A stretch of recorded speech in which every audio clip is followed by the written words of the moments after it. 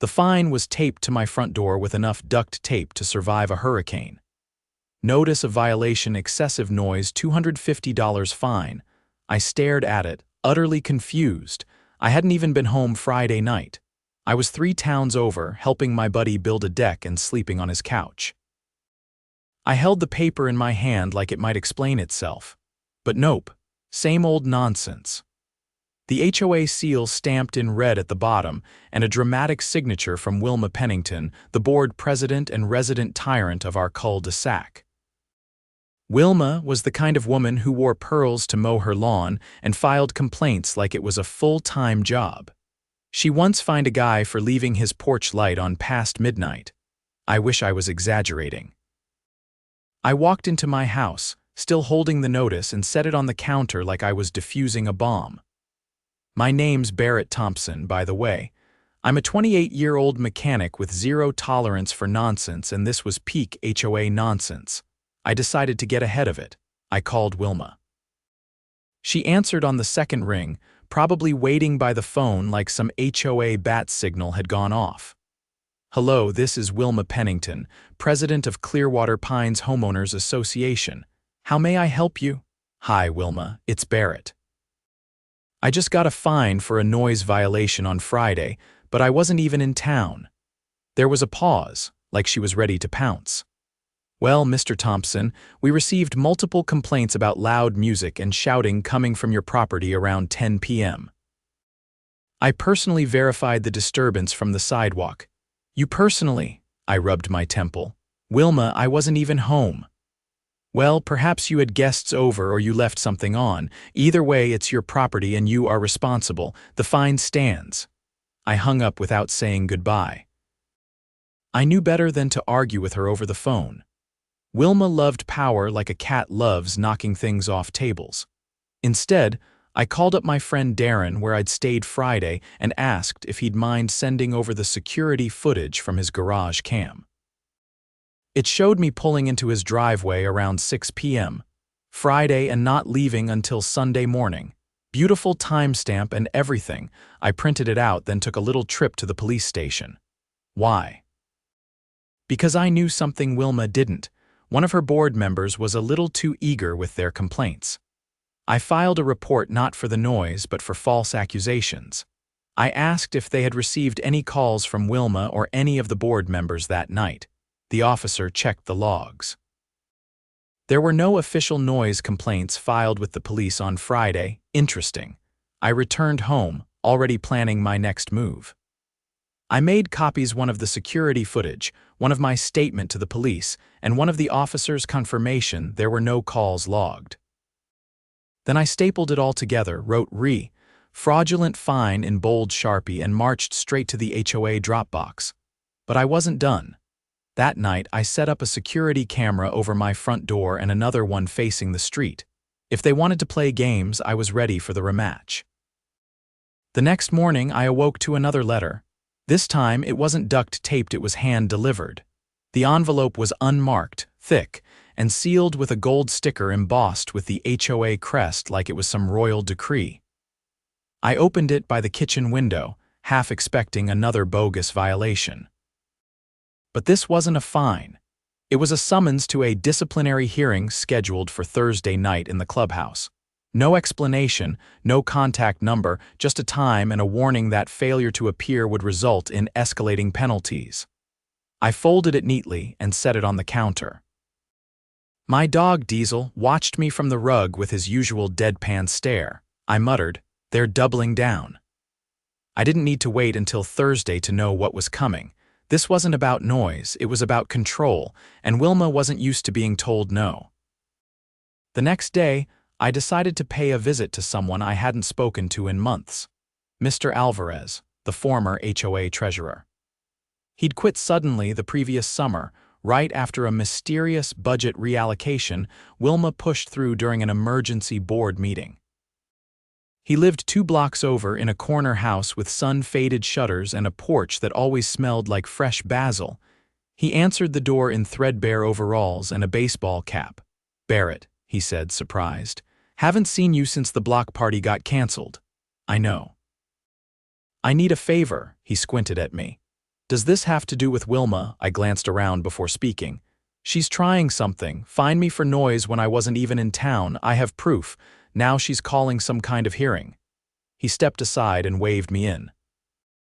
His house was cluttered but warm. A fan oscillated slowly in the corner and low jazz played from a speaker tucked behind a plant. "I'll tell you this," he said, settling into a creaky chair. "Wilma's been cooking the books. I quit after she forced us to approve a landscaping contract that didn't exist. Said it was for the park benches, but no benches ever showed up." I leaned forward. "You have copies?" He nodded slowly. "I made backups on a thumb drive. Didn't know what I'd do with them until now." He left the room and returned with a small black drive wrapped in a rubber band. "This has every expense report from the last 2 years. If she's going after you, it's because she thinks you'll push back." I left with the drive in my pocket and a plan forming in my head. Thursday came faster than I expected. The hearing room was set up like a courtroom drama, minus the dignity. Wilma sat at the center of the long table, flanked by 2 other board members, both of whom looked like they'd rather be anywhere else. A lone folding chair sat across from them. There were no other residents present, just an audience of empty chairs and a video camera on a tripod. Wilma gestured for me to sit. She wore a scarf with tiny fleur-de-lis patterns and old perfume that lingered like bad decisions. "We are here today," she began, "to discuss your repeated violations of the community standards, including but not limited to disorderly conduct, disruptive noise, and insubordination toward the HOA leadership."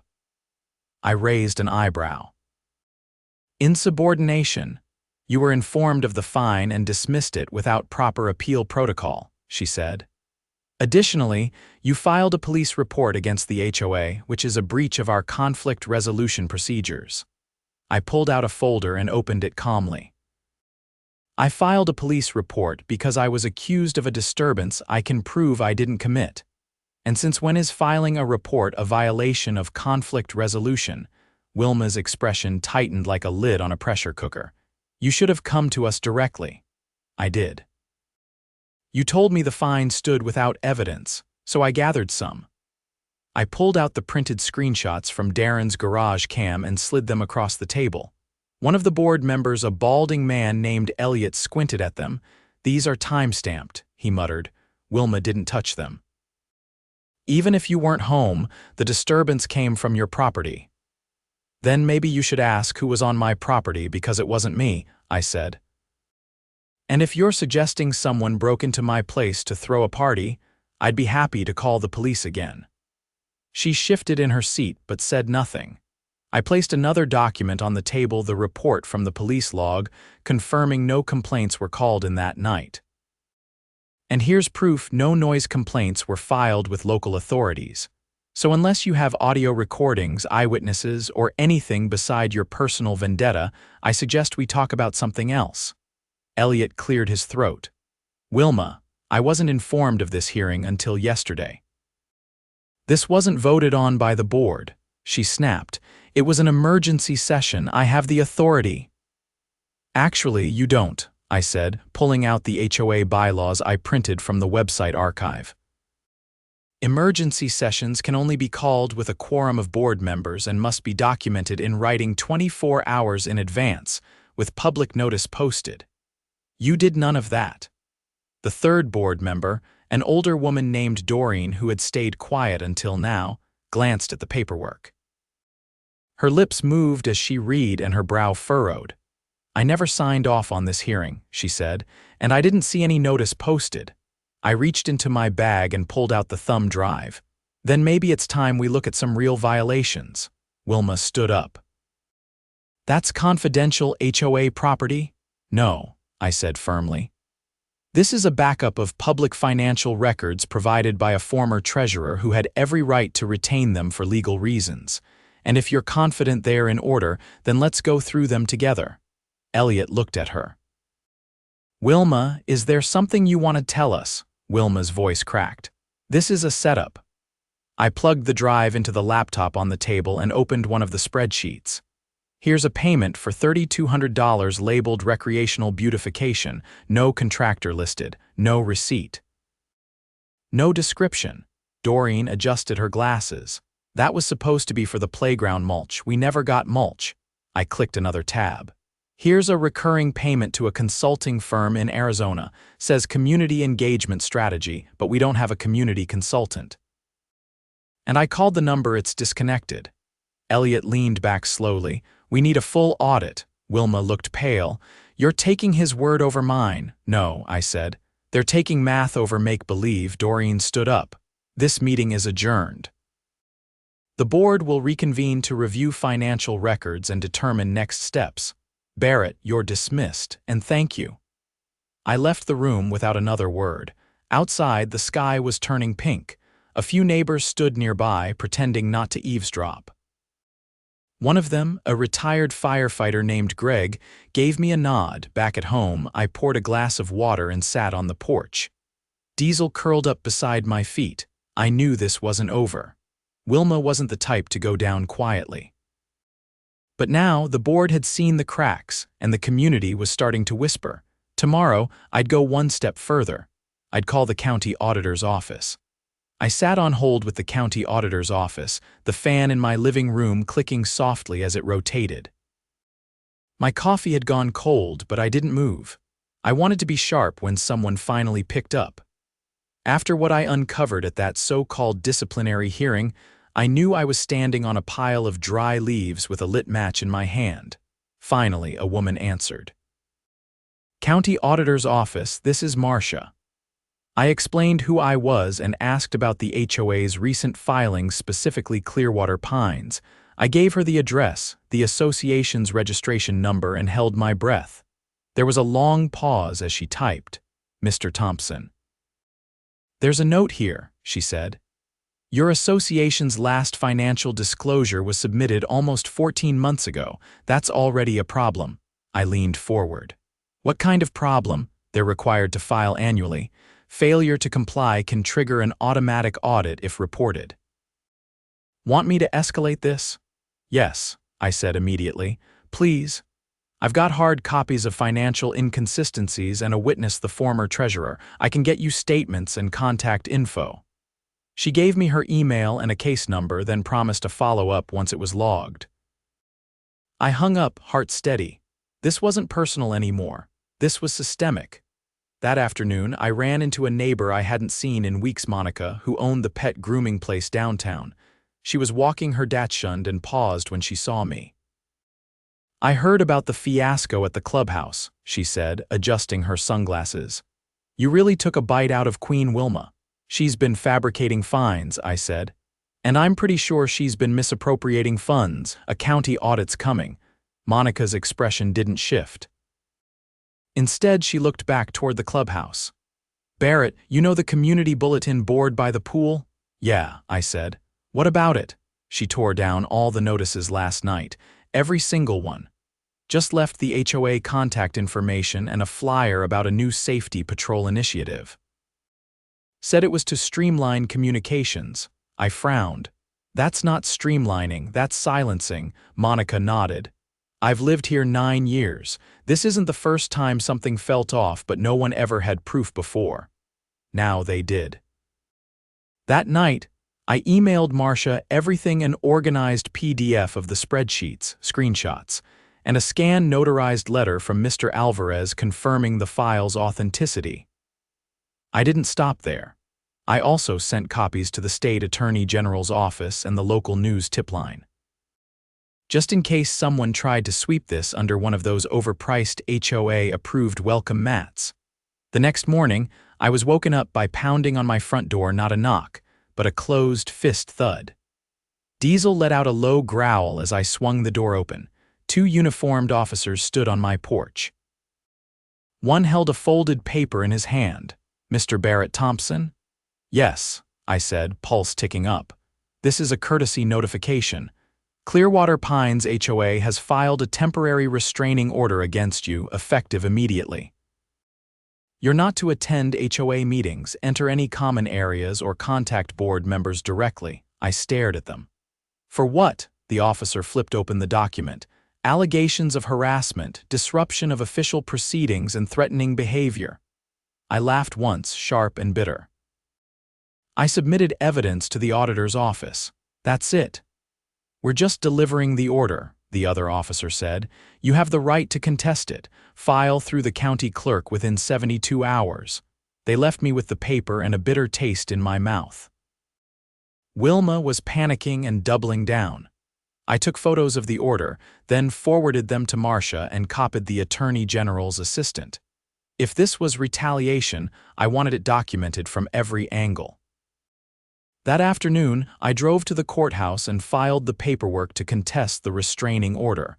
I attached my evidence and requested a hearing. The clerk raised an eyebrow as she read through the packet.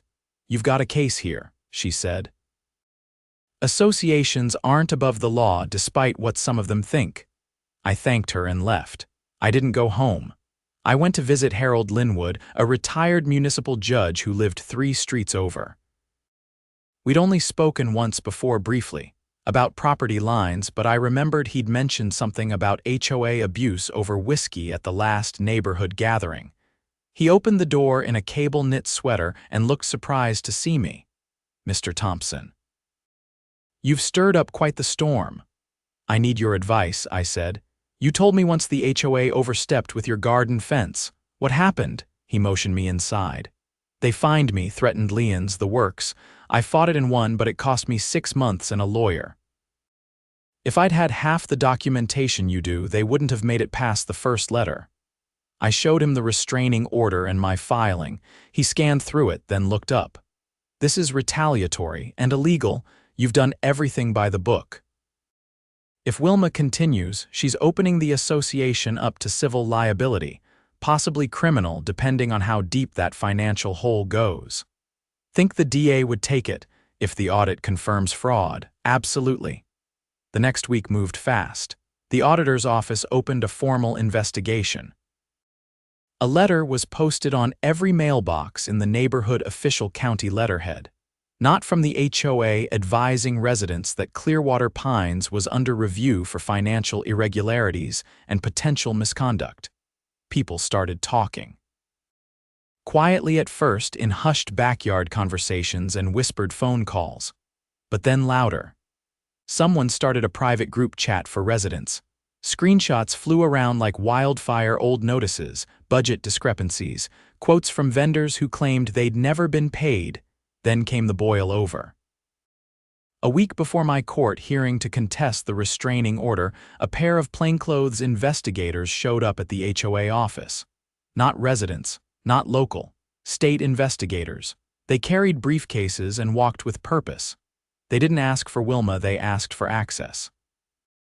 They emerged 2 hours later with 2 bankers' boxes and a laptop. By dusk, 3 other board members had resigned. Only Wilma remained. I walked to the edge of the sidewalk that night and stood by the community garden.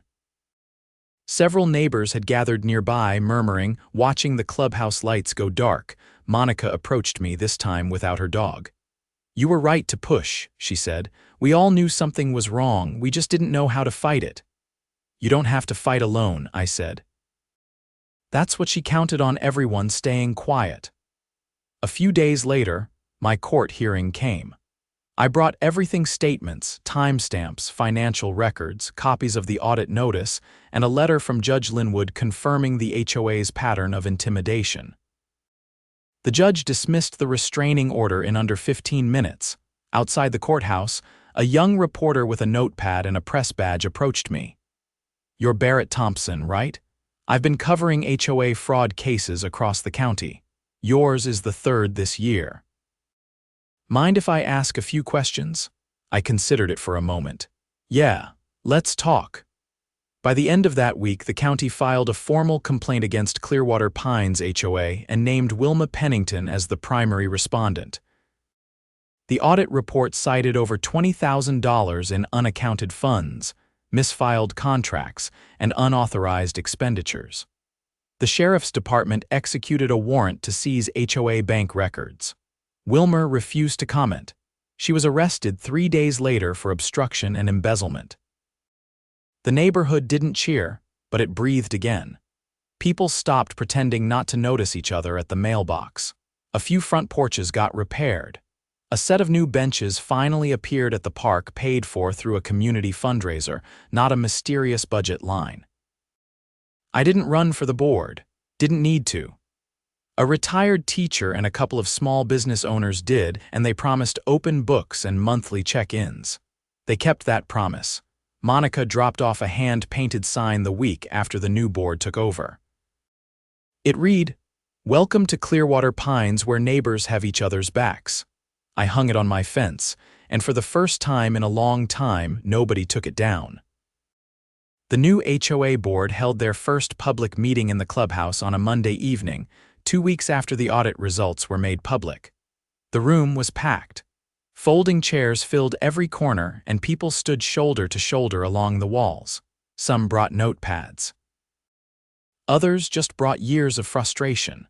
I sat near the back, not because I didn't care, but because I'd already said what I needed to. This wasn't about me anymore. It was about the people who lived in Clearwater Pines and how they were ready to take their neighborhood back. Up front, Margaret Chu, the new board president and a retired special education teacher, adjusted her glasses and tapped the mic. "I want to thank everyone for coming," she said. "We're not here to rehash what's already happened, we're here to fix it." A few heads nodded, no one clapped. The wounds were still fresh. "We've retained a third-party accounting firm to continue reviewing the HOA's finances," she continued.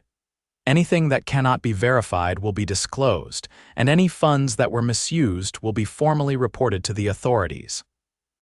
That process is already underway. Elliot, one of the remaining original board members who had since turned whistleblower, stood up next.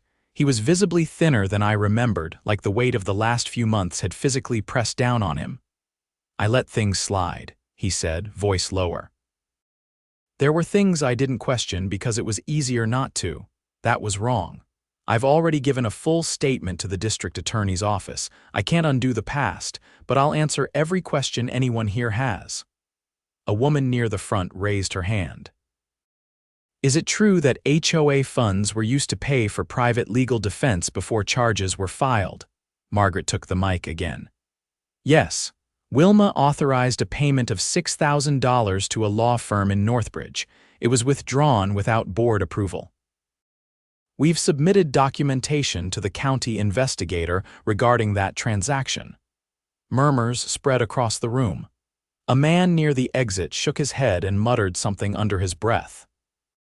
Another resident, a tall man with a carpenter's tan and sawdust still clinging to his boots, stood up and asked the question no one else had dared say aloud. "Is she going to jail?" Margaret didn't flinch. "That's not up to us." But the district attorney has filed charges including embezzlement, falsification of records, and obstruction of an audit. The court proceedings are public. Anyone who wants to attend the arraignment can. After the meeting, people lingered outside. Conversations hummed with a tone I hadn't heard in a long time. Resolve. Not anger, not suspicion. Just people finally talking about the future instead of surviving the present. I started heading home, but Margaret called out to me from the steps of the clubhouse. "Barrett, can I speak with you for a moment?" I nodded and walked back over. She stepped aside from the small group around her and lowered her voice. "I know you're not looking for recognition," she said, "but you should know without your police report, none of this would have had a paper trail. The auditor told me it was the only documented complaint that forced them to open the books." I looked past her at the rows of porch lights flickering on down the street. I didn't do it for recognition.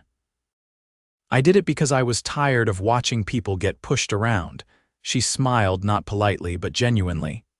"We're organizing a volunteer oversight committee, residents only, no board members. It's meant to keep us accountable. I'd like you to consider joining." "I'll think about it," I said. "But I'd rather keep fixing engines than sorting budgets." She laughed once.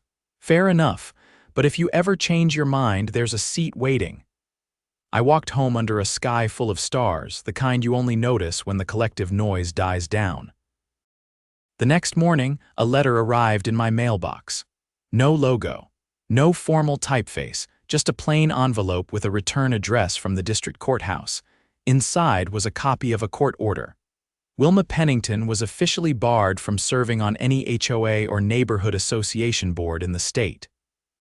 Conviction or not, the judge had ruled her actions had caused irreparable damage to the integrity of residential governance. Attached was a witness subpoena for an upcoming hearing. I was listed as a primary witness for the prosecution. That afternoon, I met with the assistant district attorney assigned to the case. Her name was Reena Patel, and she had the kind of energy that suggested she didn't have time for fools.